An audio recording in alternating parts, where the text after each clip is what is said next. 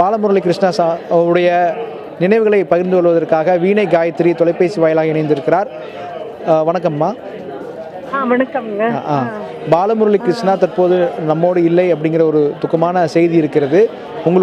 அவருடைய பழக்கம் மற்றும் அவருடைய பங்களிப்பு இசைக்கு அவரை பற்றி சொல்லணும்னா அது எவ்வளவோ இருக்குங்க. அவரை பற்றி சொல்றதுக்கு one of the greatest musicians. அவர் கிரேட் ட்ரெண்ட் செட்டராக இருந்திருக்காரு.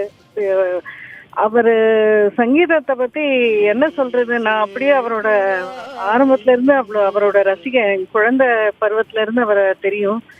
அவரை ஒரு கிரேட் கம்போசரா, அப்புறம் ஒரு கிரேட் மியூசிஷியனா எனக்கு தெரியும். அவரோட கச்சேரி எப்படி இருக்கும்னா அது ஜனங்கள்லாம் அப்படி they would have been lifted, ஸ்பிரிட்ஸே லிஃப்ட் ஆயிடும் அவரோட கச்சேரி கேட்டா. அவ்வளோ ஜீனியஸ்.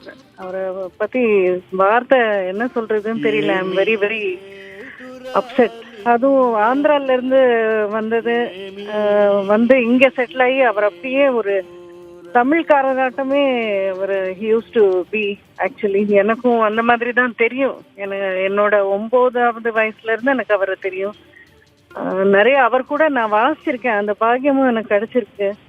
அவர் கூட நிறைய ரெக்கார்டிங்ஸ், அவர் வயோலா வாசிச்சு, நான் வீணை வாசிச்சு, அப்புறம் அவர் பாடுறச்ச நான் அவர் கூட வாசிச்சு, இந்த மாதிரி நிறைய அவர் கூட ப்ரோக்ராம்ஸும் பண்ணியிருக்கேன்.